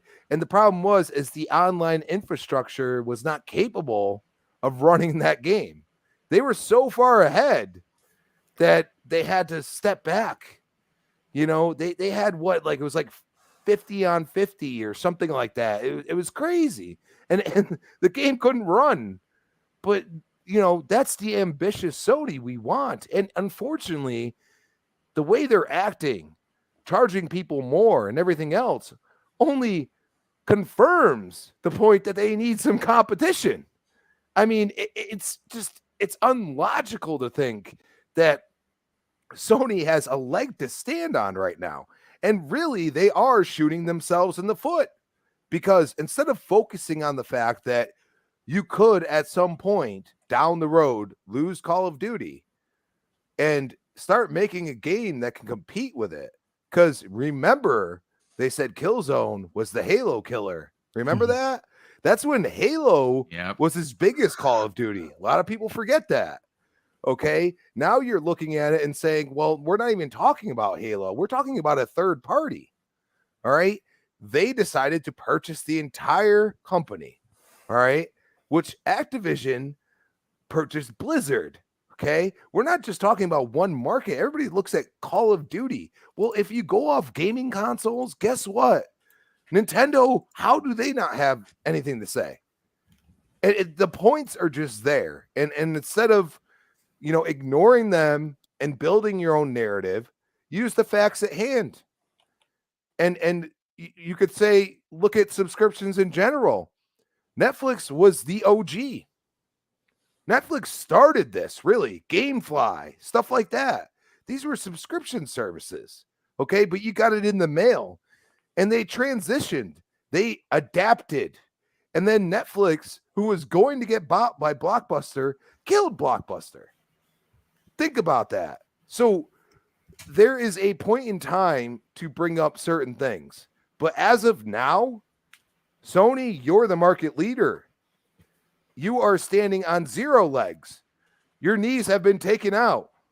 Okay? You don't know what to do anymore.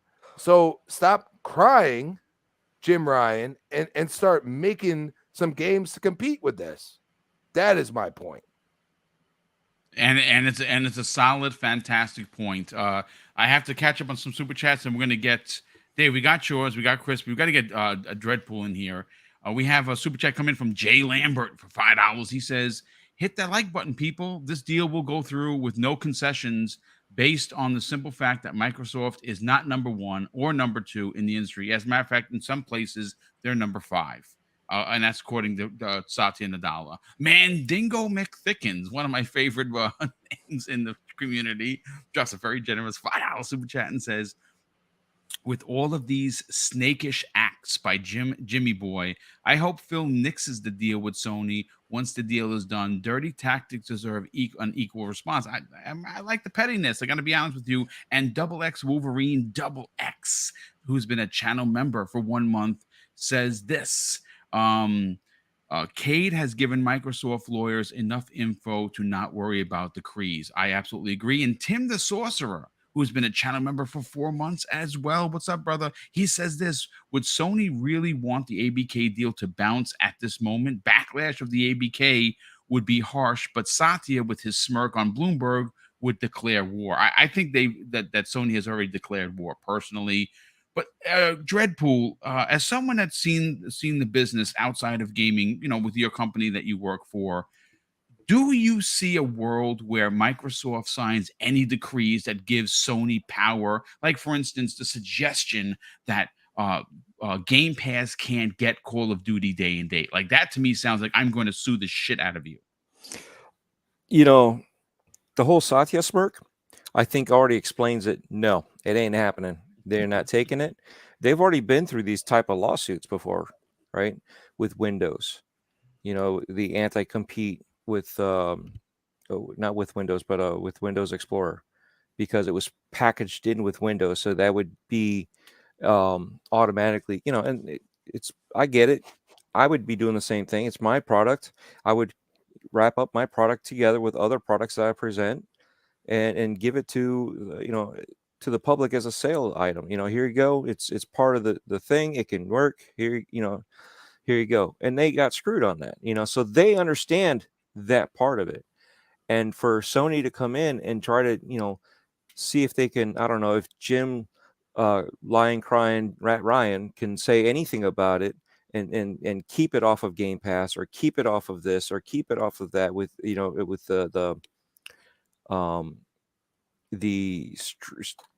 what was it, the crossplay tax. I don't think they're going to even accept anything. It's either all or nothing, and if it's nothing, we're going or if you're going to go for it, we're going to sue you, because this isn't right. So they've already had the experience being on the other side of the foot, and I think they just, because of the smirk and all that, it just feels like the little chihuahua trying to be an ankle biter, but it's too scared to come up to you, just shaking and just barking away and shaking away. And that's all it is. And if they do throw a decree down, I would double down on my double pettiness and said, you know what, you want to see what you want COD like this, then you also get TV, TV, TV, TV, TV, TV, TV. I love it. I love the pettiness of it all. Now that's good. That's good stuff. Listen, at the end of the day, I agree with you, Dreadpool. I don't think I think that the smirk is indicative, if you will, that they know that they have the side of the industry on theirs. It's the laugh from Phil, the smirk from Satya. Those are the poker tells. Yep. Yeah, I mean, Double X Wolverine Double X actually adds an additional $5 super chat. Thank you for the generosity. He says, if Sony stock continues to fall, I expect them to sell. Yeah, I think that if it continues to drop the way it is, you can see Apple swooping in. And like I said on many shows before, I hope that happens.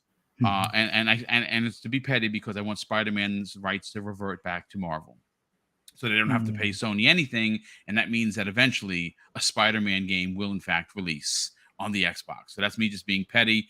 Let's get Fuzzy Belvedere's opinion on it, and then we're going to get everyone the heck out of here. Fuzzy, in your opinion, hearing everyone's points, having the numbers in front of us, having the Brazilian documents ready for everyone to read, and their findings that basically side with Microsoft, is Sony in a position, or are the governmental bodies like the CMA, like the FTC, or more so the EU Commission, in a position to potentially ask for decrees when Sony holds 80+% of the market worldwide currently? You would think not, but I'm gonna play devil's advocate just so that way it's out there. Not that I see this happening, but I just foresee something coming up where, since they had already generously offered the 3 years, something that's at that 3-year mark, but less than 6 years. So they're either going to say, well, Sony said that wasn't, enough. Can we do 4? I mean, it's going to be a negotiation table thing where Microsoft is well within their rights to decline.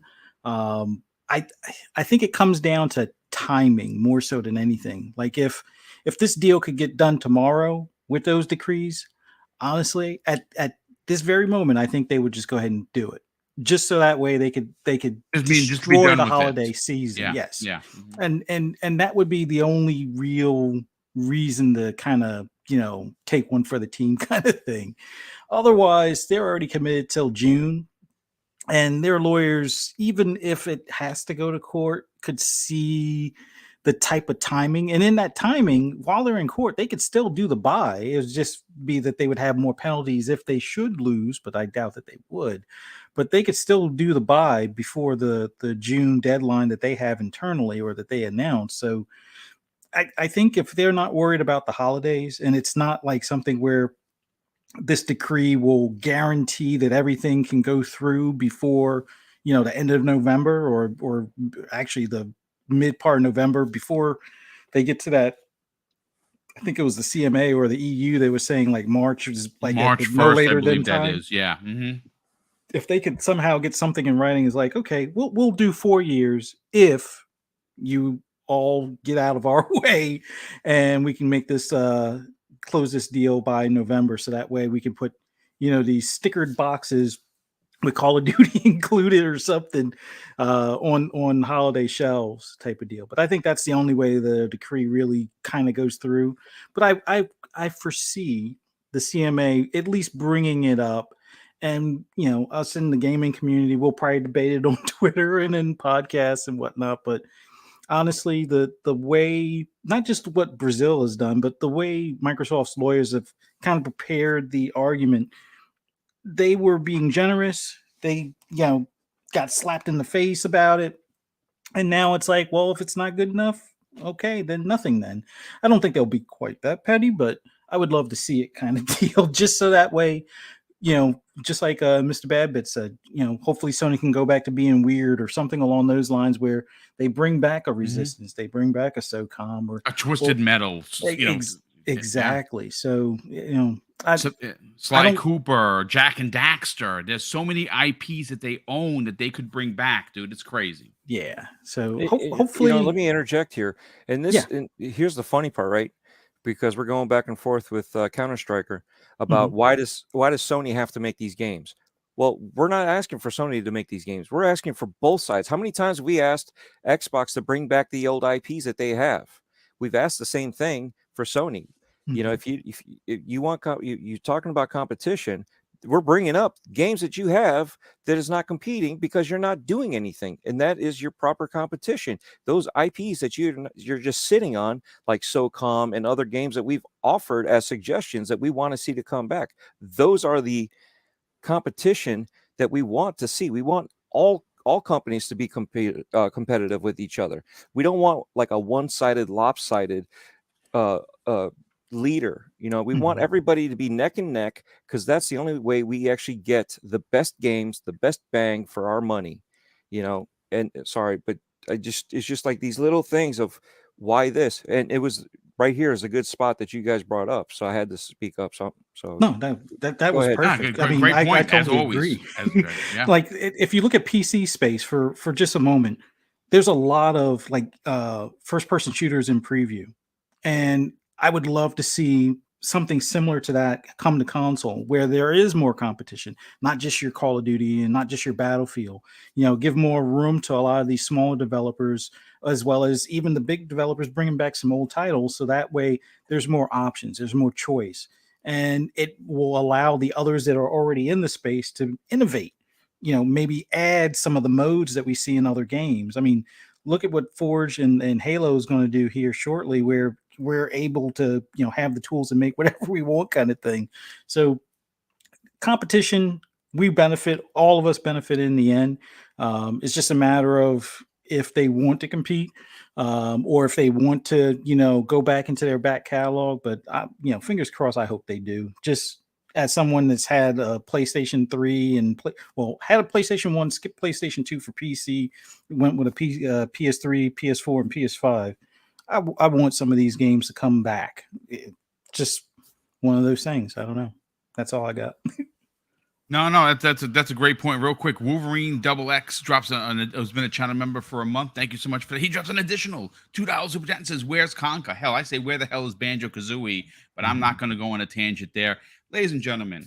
That is going to be the new episode of Breakfast with Boom. Obviously, there are now people calling me the marathon man because yes, this is 5 streams in a row. I like I said, I stepped up to the plate. I have accepted it.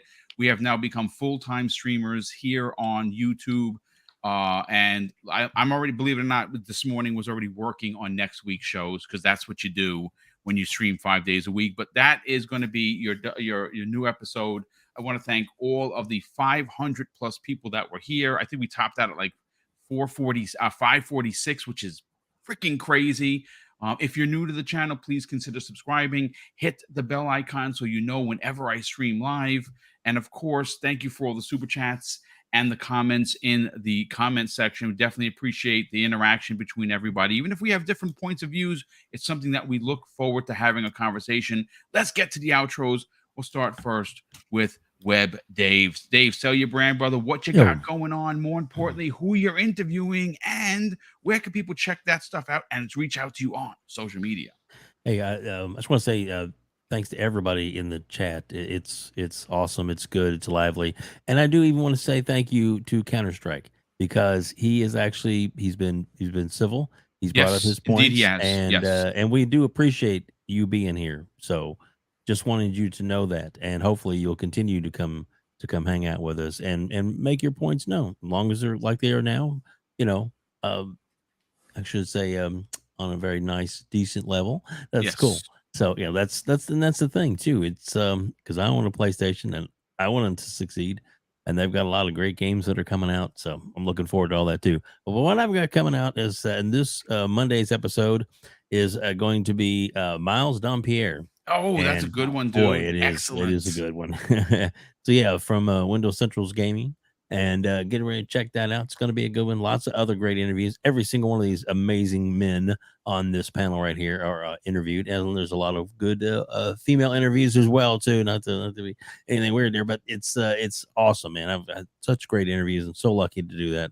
And our links are in the show notes here. So thank you very much, Boom and panel. You guys rock and bringing it like always, baby. Yeah, thank you so much, brother. Definitely appreciate you being here and love your interviews. Folks, if you don't know where to find them, go find Web Dave on YouTube. His interviews, he's interviewed some of the biggest and best of our community. Definitely worth your time, especially if you want to learn about your favorite podcaster. He definitely goes into the minutia of their gaming history. And sometimes we even talk about our where we came from even before then. Lots of good stuff to check out. Lots of big names in there. Thanks, Boom. Dave, thank you so much for that. Crispy Bomb, please, by all means, brother, talk about what other shows you're on. More importantly, where can people reach out to you and strike up a conversation on social media? Gentlemen, always a pleasure. Shout out to the chat. And yeah, Counter Strike, you're good, bro. Like, just don't be nasty, and you'll never have a problem here. Because No, we do everyone's appreciate welcome. a different thought process, and that's cool. Maybe we'll change your mind. Maybe you'll change our mind. Like, we're not about that life. Like, not everybody is an a-hole. You can be nice about it and put out your points, and you don't have to be clickbaity, as we like to call it. But it's at Crispy Bomb on Twitter, Crispy Bomb 28, Xbox Live. You can find me on Retro Renegades Tuesday night, 7 p.m. We got Primetime Gaming, 7 p.m. Wednesday. And then we got the next podcast Thursday, 8 p.m. And probably back here when I can. But, that's to see what's happening around Yes, the well, world. we love when you surprise us at the last minute to jump in here with us. Obviously, you're on Primetime Gaming each and every week, but you started out here on Breakfast with Boom, and you have the key to the front door. You walk in, you grab a Dr. Pepper, you put your feet up on the counter. It's perfectly okay, and we love having you here, brother. Fuzzy Belvedere, sell your brand, brother. Talk about your YouTube channel. We're the best place to get your racing news, opinions, and reviews occasionally. And more importantly, what other shows are you on, and where can people reach out to you on social media? Well, just want to thank you for having me on. It was awesome being on here with you guys this morning, and thanks to everybody in the chat that interacted with us, and those who will catch us on replay later on.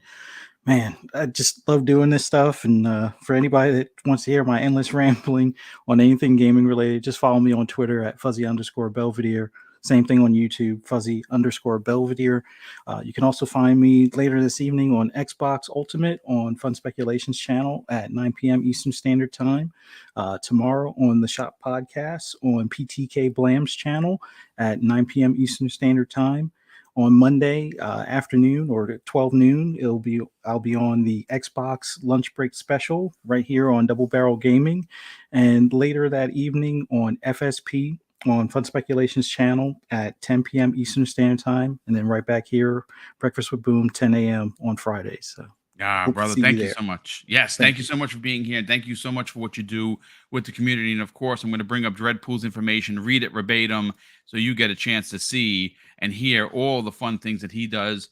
You can find Dreadpool on linktree.com/Dreadpool. Find him on youtube.com/Dreadpool, Twitter at Dreadpool, TikTok at Dreadpool, hover.gg/Dreadpool. You can also find them weekly with Wilmy Hood and that crazy group of incredible gamers on Gaming Beyond the Box Wednesday evenings at 8 p.m. Eastern Standard Time. That is on Wilmy Hood's YouTube channel.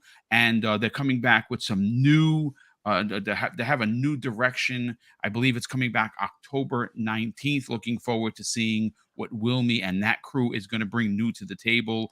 And of course, you can find him every day or every Friday on Breakfast with Boom. But you can also check out his stuff called Breaking Bread with Dread. It is a very unique, unusual, and really fun way to do interviews while he's hanging out in a diner, eating good food, and hanging out with other gamers. Dreadpool, thank you so much for being here, brother. Not a problem. I got to say, the number one chat member right now is for today's show is definitely Counter-Strike. Indeed. He's been bringing up good stuff, and this is the type of stuff we've already expressed earlier. We want good discussions. We want good debates. We want opinions.